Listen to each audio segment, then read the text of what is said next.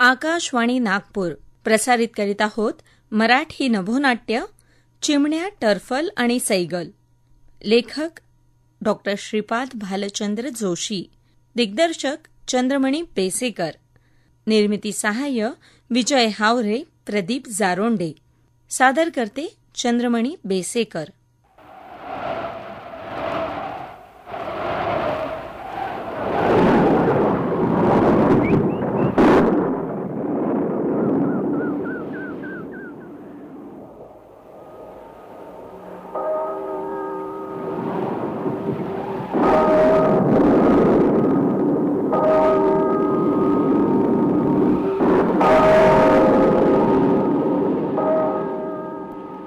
असं कुठे आहे की पावसाळ्यात पाऊस येतोच, पण असंही नाही की पाऊस उन्हाळ्यात आणि हिवाळ्यात नुसते शिंतोडे.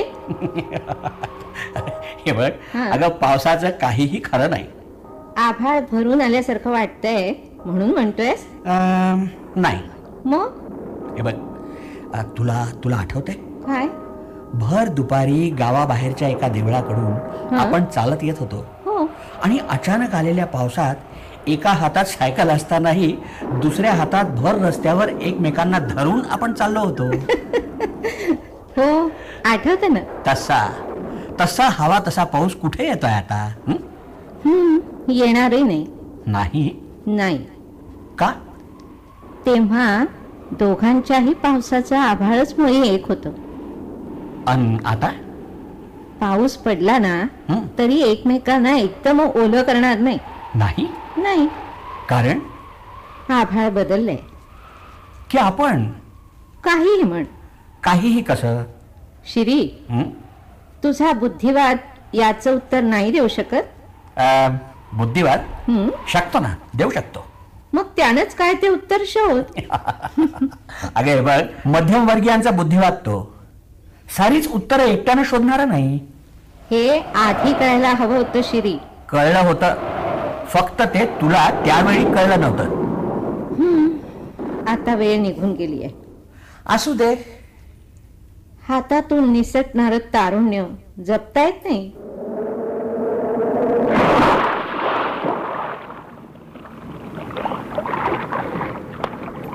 तशीच वेळ देखील. तुला नेमकं काय हवंय?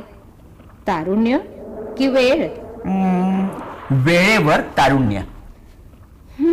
ते मी कधीच लिलावात काढलंय म्हणून म्हणते शिरी, वेळ निघून गेली आहे आता. वेळ नाही, तारुण्य. शिरी, तुझ्या या शब्दांच्या जाळ्यातच वेळेचे मासे श्वास गुदमरून मेले. त्यांना जाळं नको होतं रे, पाणी हवं होतं, त्यांचं हक्काचं पाणी. शिरीन, तुझ्या ओठात ही हाक शोभतच नाही. बरेच दिवसांनी ऐकली, कानाला बरं वाटलं. पण म्हणून मनाला बरं वाटेल असं नाही, असंच ना? हो. हाक मारू नको? नाही. संबोधूही नको? नाही. शब्दांचं जाळं गुंडाळून ठेव? नाही. मग तर त्याआधी मला गेलंच पाहिजे. अच्छा, म्हणजे आश्रमशाळेत? हो ना. रस्ते पाण्यानं अडून जातात म्हणून ना? बसेस बंद होतात नंतर, नाही? हो. शिरीन, समजा असं झालं तर? म्हणजे कसं? म्हणजे असं की पावसाळा आला, तू आश्रमशाळेत पोहोचण्याआधीच रस्ते पाण्यानं अडले, बर, बसेस बंद झाल्या आणि तू आधेमध्येच अडलीस तर? तरी साचलेलं पाणी उतरणार नाही असं कुठं आहे? बर, साचलेल्या पाण्यात प्रतिबिंब पाहिन मी स्वतःच. म्हणजे तुझी जुनी सवयच. जुनी सवय म्हणजे काय शिरी? थांबलीस? बोल. खबला काढू नको वा मीठ चोळू नको. अथवा तत्सम पुस्तकी वाक्याच्या जंजाळात सापडलेल्या तुझ्या जिभेला फारसं काय साधायचं आहे? असं का? अजून? तेव्हा मी अजूनही नाही म्हणाले, अजून काय उरलंय ते विचारते. तेही अपेक्षितच. म्हणजे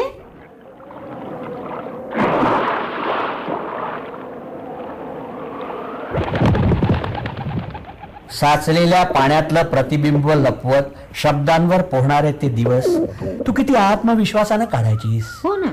शिरीन, हं? आठवत आहे तुला? काय? हे बघ, एकदा भुईमुगाच्या शेंगा खात बसलो होतो आपण.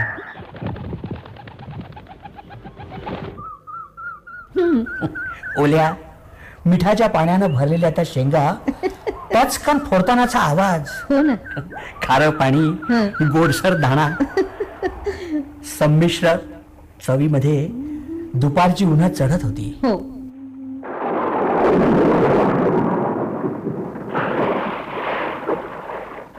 एकेका गीतासोबत टोपलीत टरफलले चढत होती.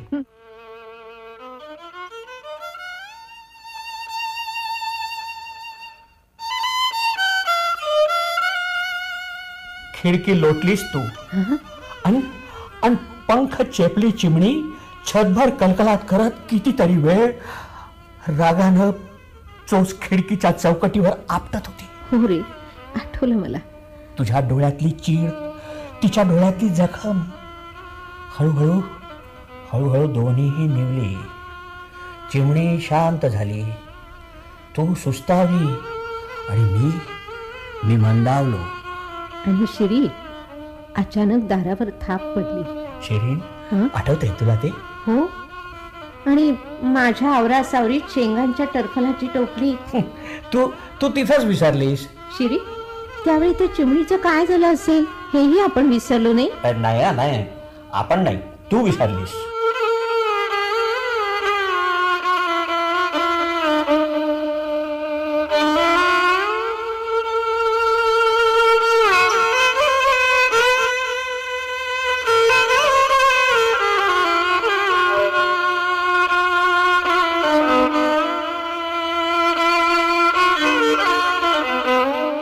विसरलीस. होय.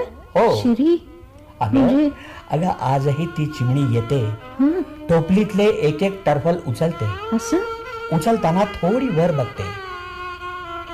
सैगलचा आवाज तिला आतवर रुतला असावा. म्हणजे शिरी, उत्पादनाच्या साधनांवरची मालकी आणि त्यांचे वितरणाच्या यंत्रणेवरील प्रभुत्व भांडवलदारी असले म्हणजे शोषणाची मुळं पक्की होतात वगैरे वगैरे. तुझ्या त्या सिद्धांतात अजूनही चिमण्या, टरफले आणि सैगल?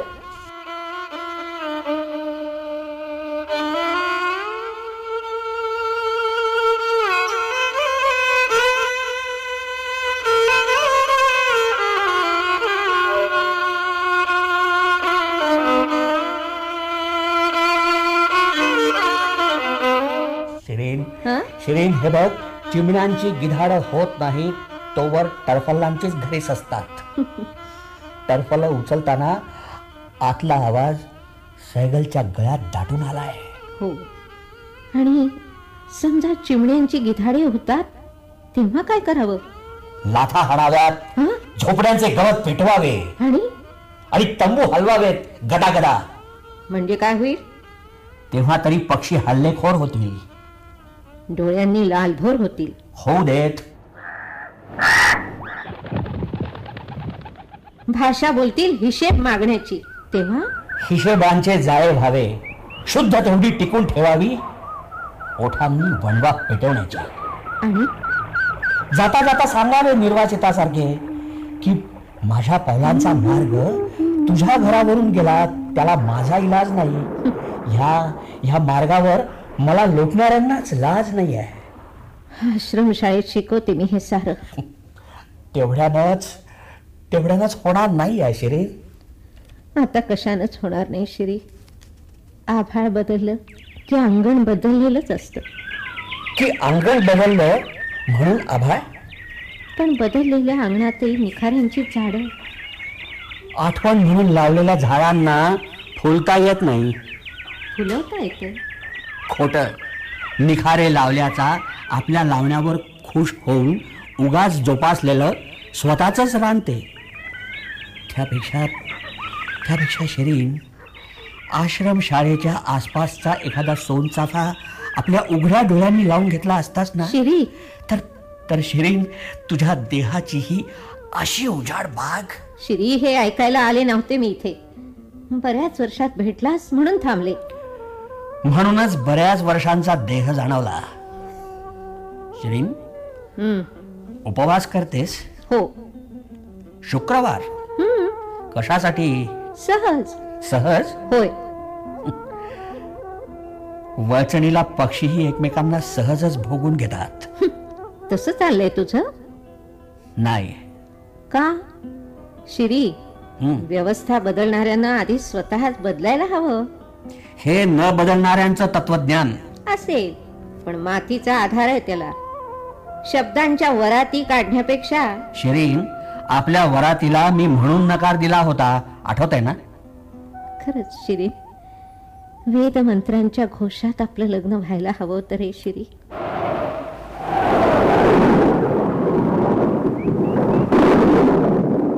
म्हणजे आपलं आभाळ बदललं नसतं? कदाचित नाही.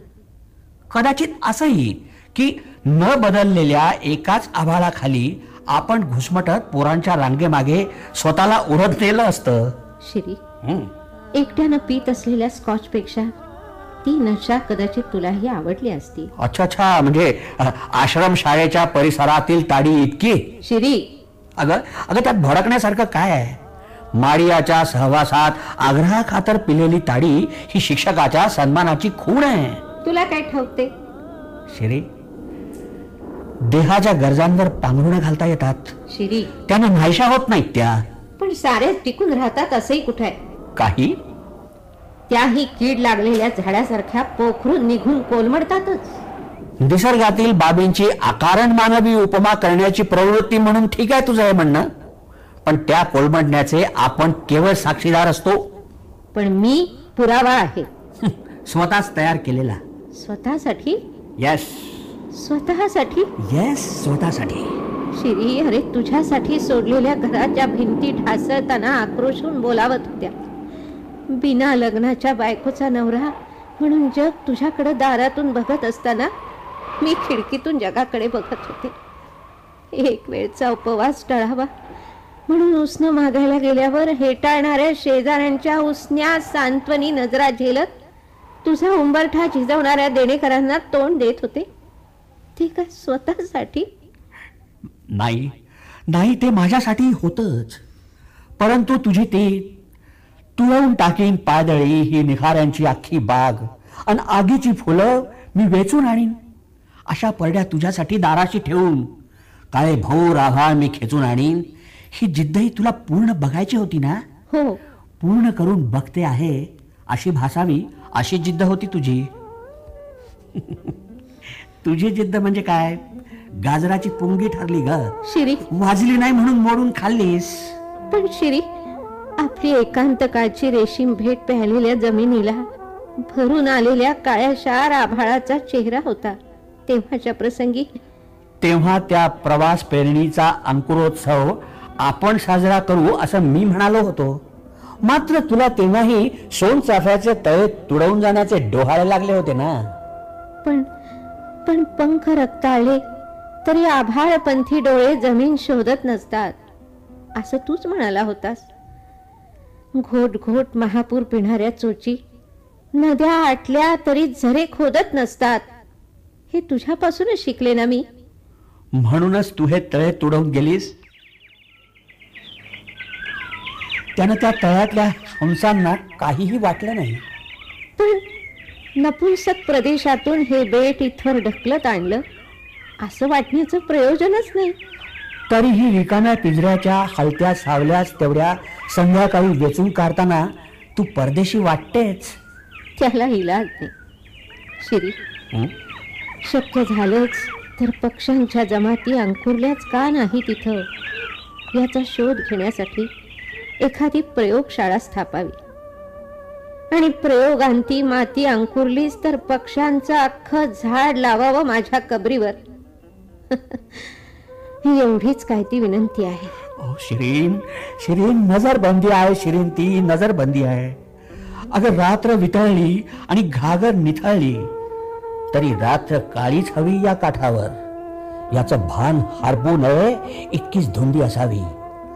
अशा प्रवासांच्या सोबतीचे क्षण ठिसतात.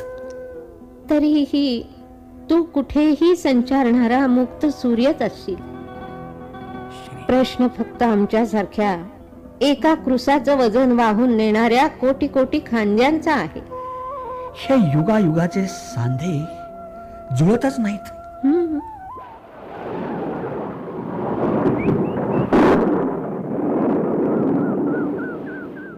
अजूनही पहिला तेरी काऊ कोकत आहे असंच ना? शिरी, आता त्यातल्या कशाचीच पर्वा नाही. प्रवासीही मी बदलले आहेत. तळ हातावर डोळे काढून घेतलेल्या आदिवासी प्रवाशांच्या रांगेत माझी आश्रमशाळा घेऊन मीही सामील झाले आहे. शिरी, आठवतं तुला? काय? तू म्हणत होतास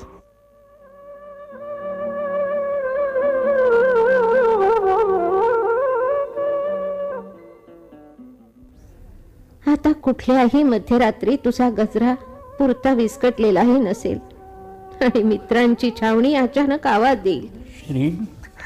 शिरीन, आठवत पण शिरीन, पण काय? सूर्यफुलाबरोबर फिरणं तुला जमलंच नाही. शिरी, आता स्वतः सूर्यफूल होऊन फिरायला काय हरकत आहे? आपणच आपल्या भोवती फिरायचं. आपण सूर्याभोवती फिरायचं. शिरीन, आभाळाचा एकच तुकडा जपायला शिकली असतीस ना तर एका सूर्याभोवती दोघेही असे एकटे फिरलो नसतो ग. शिरी, फिरता फिरता कदाचित पुन्हा एकत्र फिरायला लागू असंच ना?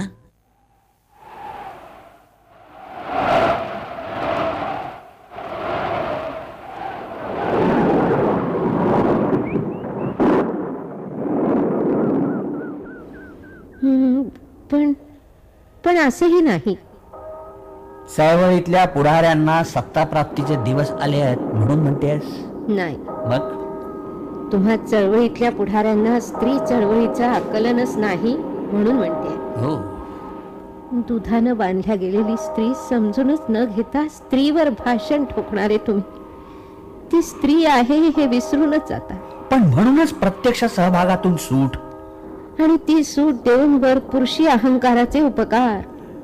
कुदळ फावड्यांच्या हालचालीचे आवाज आता गर्भार होत आहेत म्हणून म्हणतेस? असे वरदान घेऊन जगणाऱ्या आमराया आमच्या गावात नाहीत. खर तर फसव्या शब्दांचे कारखानेच जमीनदोस्त करावे लागतील. आपण त्यात फसून निघालो म्हणून. शिरी, फसव्या शब्दांनाही एक प्रकारची ऊब असते रे. स्वतः हरवून घेण्याचं सामर्थ्य असतं. तेवढंही तू देऊ शकला असता श्री शब्दांच्या एवढ्या व्यवहारात तर या नव्या प्रवासासाठी डोळे उघडावे लागलेच नसते. असंच ना? नाही शिरी, नाही. शब्दांचा अर्थच कळला नव्हता. अगं तेव्हाची ती आपली देवघेव नकळत कर्जबाजारी होत गेल्यासारखी. आणि शब्द आणि ओठ फसवे असतात हे कळू लागलं ते देवघेवीच्या वजाबाकी नंतर. हो. त्यानंतर स्वतःची फसवणूक तुला हवी होती. मी ती करू शकत नव्हतो. अंतर पडत गेलं ते बुजवू शकत नव्हतो. रस्त्यावरच्या गड्ड्यांच्या विहिरी झाल्यात. माझ्या पक्षांना त्याच्यात पोहायचं नव्हतं. समुद्र पुरुषा, तुझ्या उंचीचे डोंगर शोधून तरी सापडले का? नाही. आकाश नक्षत्रांचा थवा खटकाभर मिळावा आणि आधाशासारखे प्राशावे अस्वस्थ मिलन या मातीने. असं कधीच चाललंय. आता तर आकाश नक्षत्रांचा थवाही वारल्याचं कळलेलं आहे. एकमेकांनी एकमेकांचे डोळे झाकून आणि कुठल्या तरी आंधळ्या ठराविक माणसाच्याच डोळ्यावर पट्टी बांधल्याचं सांगावं तशा इथल्या पारंब्या मूळ धरणाऱ्या. पर्वत उंचीची शिखरे ही उभ्या उभ्याच कोसळत चालली आहेत. नाही शिरी, पंख काढले तरी आभाळपंथी डोळे जमीन शोधत नसतात हे विसरले नाही मी अजून. आठळ आहे शिरीन. ते तुझ्या शरीरोत्सवाचा सोहळा डोळे भरून एकांती अनुभवता यावा म्हणून याचकाचं गोत्र घेऊन हिंडलो तेव्हा फार बरं वाटलं होतं ग. पण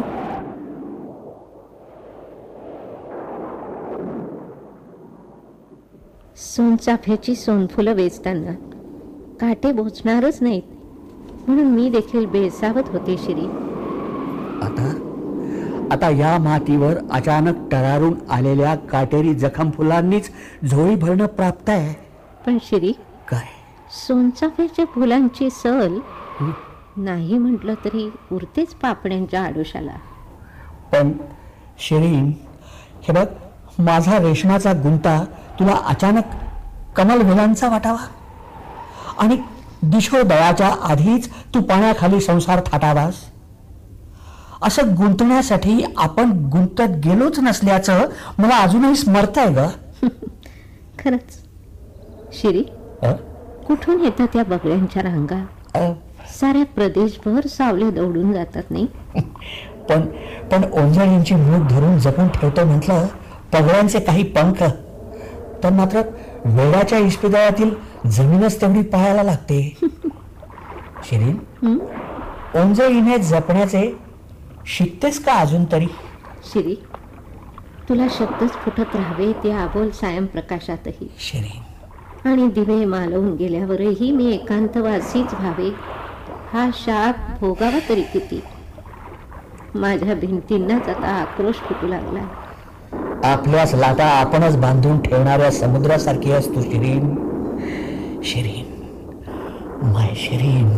शिरी, शिरी.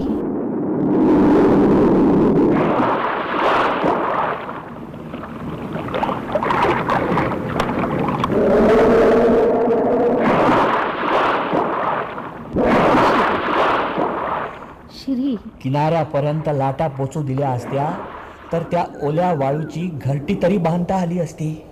शिरी, शिरीन, खरंच आपलं नेमकं काय नसलं होतं रे?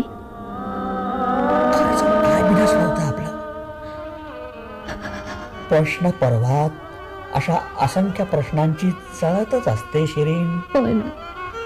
प्रश्न पर्वातील इतर प्रश्नांच्या सोडवणुकीसाठी त्यातलं नेमकं हेच विसरणं भाग असतं. शिरी, शिरी. पावसाळी पाण्यात हरवलेल्या कागदी नावांचा विचार सोडून द्यावा तसा.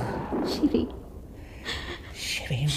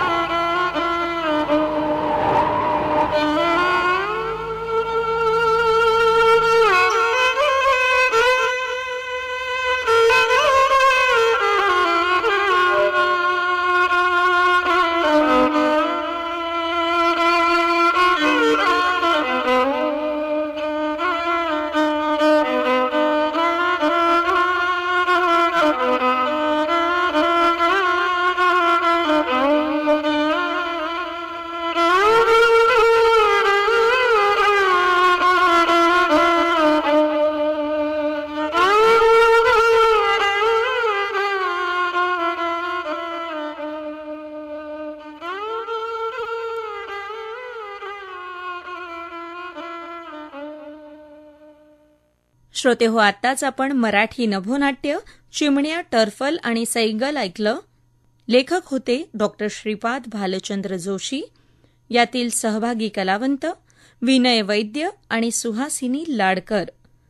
दिग्दर्शक आणि सादरकर्ते चंद्रमणी बेसेकर. ही आकाशवाणी नागपूर केंद्राची निर्मिती होती.